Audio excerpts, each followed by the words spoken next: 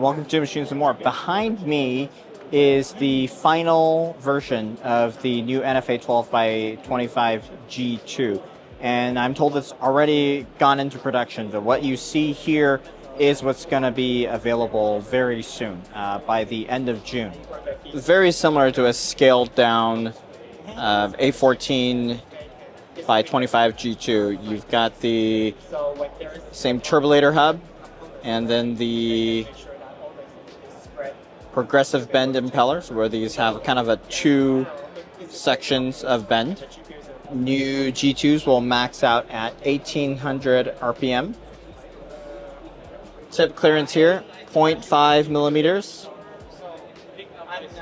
And this will have the SSO2 bearing. And this will come with the anti-vibration gasket for water cooling radiators, as well as these bumpers here with internal testing right now. 120 by 49 millimeter radiator, about a 3.5 degree difference.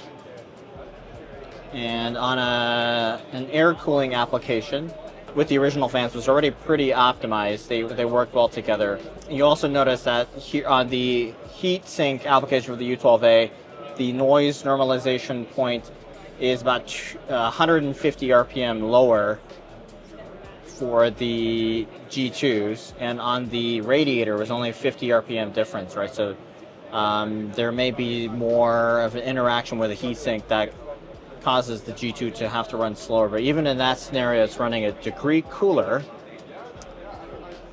For case airflow, if you use these as a case fan, the difference in airflow is about 8 to 10%.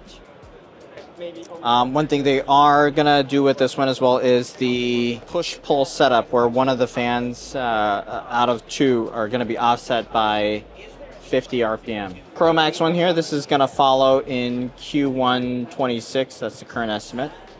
But yeah, pretty exciting stuff. This has already gone into production. This one I'm very interested in because it's a 125 millimeter ATX unit. Look at, and it features the new A12 by 25 G2. Now this is still in prototype stage.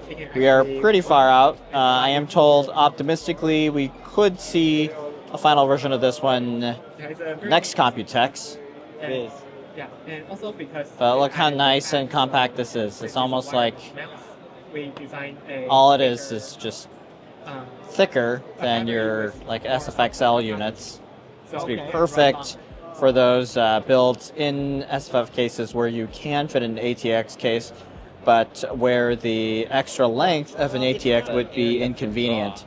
So this kind of bridges the gap there. Here this year they're giving an update on their Thermosiphon project. Now one thing that's changed is they've gone with the 360 form factor because it has additional length that will allow the condensation to work properly. And from what I understand, the 240 just does not provide enough room for that to happen effectively. One challenge, in addition to a multitude of challenges, is that there's the hot spots result in the uneven heating up of the liquid, and then that changes the property of how the liquid boils. And one of the ways that they're working to improve that is to distribute the heat from the hot spots on the CPU IHS evenly. So you can see these very thick cold plate designs here. They do not at all resemble what you might see on a conventional liquid cooling system. And another challenge they're working with is the surface interaction. The surface area of the evaporator has to be a little bit different. So this is not like where you have dense heat fins on a cold plate, because there's no pump here. You can't force this liquid through. It has to move through on its own. This mouse has a fan built in to keep cool. Like for my own, actually 1000 should be more than enough. Fan there that's running. That's what I have. Good for those hot summer days or extended sessions, keeping your palms nice and cool. All right, hopefully you get units in for a launch review coming up soon for the A12 by 25 G2. Look forward to that.